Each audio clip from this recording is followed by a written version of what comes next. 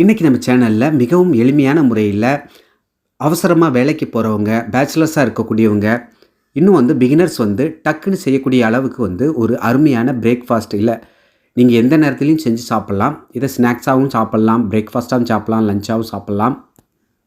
இன்னும் இரவு உணவு கூட நீங்கள் செஞ்சு சாப்பிட்லாம். சில இடங்களில் இரவு உணவுக்கு இந்த மாதிரி ஒரு அருமையான ரெசிபியை தான் செஞ்சு கொடுக்குறாங்க. நீங்கள் நிறைய இடங்களில் பார்த்தீங்கன்னா தெரியும். வாங்க அதை எப்படி செய்யலாம் அப்படின்னு பார்க்கலாம். அதுக்கு நான் 2 பிரெட் ஸ்லைஸ் எடுத்து வச்சுருக்கேன். கூடவே 3 முட்டை எடுத்து வச்சுருக்கேன். முட்டை நீங்கள் ஆட்களுடைய எண்ணிக்கையை பொறுத்து எடுத்து வச்சுக்கோங்க. கூடவே சீஸ் எடுத்து வச்சுருக்கேன். இல்லைன்னா பட்டர் இருந்தால் பட்டர் எடுத்துக்கோங்க. அடுத்ததாக நம்ம எடுத்து வச்ச முட்டையை ஒரு பவுலில் உடச்சி ஊற்றிக்கலாம். நான் இன்றைக்கி 2 பேர் சாப்பிட்ற அளவுக்கு 3 முட்டை எடுத்துருக்கிறேன். அதனால் 3 முட்டையை மெதுவாக உடச்சி ஊற்றிக்கோங்க. அடுத்ததாக இது கூட நம்ம ஒரு பிஞ்ச் அளவுக்கு உப்பு சேர்த்துக்கிறேன். பாருங்கள், இந்த அளவுக்கு சேர்த்தா போதும். நார்மலாக நீங்கள் ஆம்லேட் இந்த மாதிரி ஏறி பொரிக்கும் போது ஒரு பிஞ்ச் அளவுக்கு சேர்த்துக்கிட்டால் போதும். உப்பு அதிகமாச்சுன்னா நீங்கள் சாப்பிட முடியாது. சேர்த்துட்டு நல்லா கலந்து விடுங்க. அந்த முட்டையுடைய வெள்ளைக்கரு மஞ்சக்கரு எல்லாம் நல்லா கலக்கணும். அது வரைக்கும் நல்லா வேகமாக அழுத்தி நுரப்பொங்குற அளவுக்கு அடிச்சுட்டுக்கோங்க. இதில் நான் சில்லி ஃப்ளேக்ஸ் சேர்த்துக்கிறேன். அதாவது காஞ்ச மிளகாவை நல்லா வறுத்துட்டு நல்லா தட்டி வச்சுருக்கேன், அதாவது பொடிசாக வச்சுருக்கேன். அதை சேர்த்துட்டு நல்லா கலந்து விட்டுருங்க. அடுத்ததாக அடுப்பில் ஒரு தோசைக்கல் வச்சுக்கோங்க. அதில் நான் 2 டேபிள் ஸ்பூன் நெய் சேர்த்துக்கிறேன். நெய் சேர்த்துட்டு நம்ம எடுத்து வச்சுருக்கிற அந்த ரொட்டி துண்டுகளை இந்த தோசைக்கல்லில் போட்டு டோஸ்ட் பண்ண போகிறோம். அதாவது முருக வறுக்க போகிறோம். ஜஸ்ட் 1 நிமிஷம் வச்சு 2 பக்கமும் திருப்பி எடுக்க போகிறோம். பாருங்கள், இந்த மாதிரி நெய் சூடானதும் அதில் இந்த மாதிரி வச்சு டோஸ்ட் பண்ணிக்கலாம். அதாவது 2 பக்கமும் சேர்த்தே 1 நிமிஷம் தான் வைக்க போகிறோம். இந்த பக்கம் ஒரு 30 செகண்டு, அந்த பக்கம் ஒரு 30 செகண்ட் நீங்கள் வச்சுக்கோங்க. அவ்வளோதான். பாருங்கள், இதை அப்படியே எடுத்துருங்க. இந்த மாதிரி முருகன உடனே தனியாக எடுத்து வச்சுக்கோங்க. அடுத்ததாக அதே கல்லில் இந்த நெய்யை மெதுவாக திருப்பி விட்டுட்டு நம்ம கலக்கி வச்சுருக்கிற அந்த முட்டை கலவையை இதில் சேர்த்துக்கலாம். இந்த இடத்துல நீங்கள் பெப்பர் கூட சேர்த்துக்கலாம். இது கூட மெதுவாக சேர்த்துட்டு நல்லா கலந்து விடுங்க.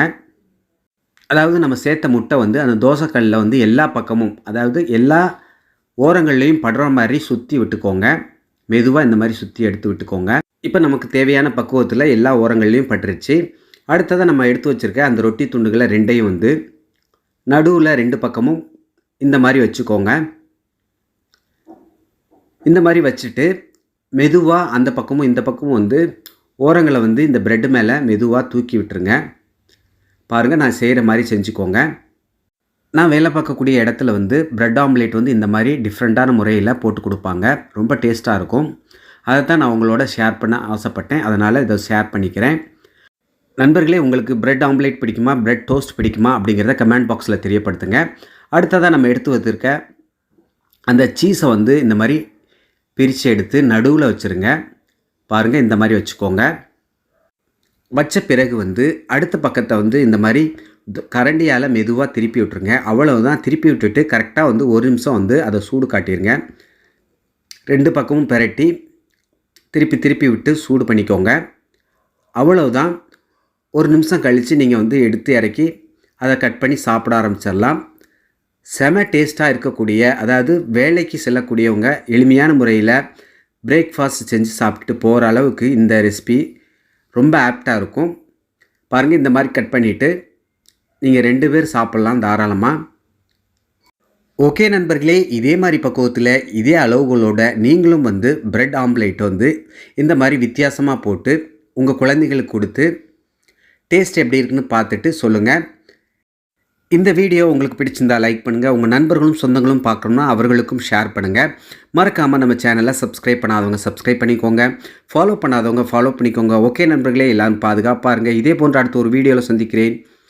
Take care. Bye bye. Thank you.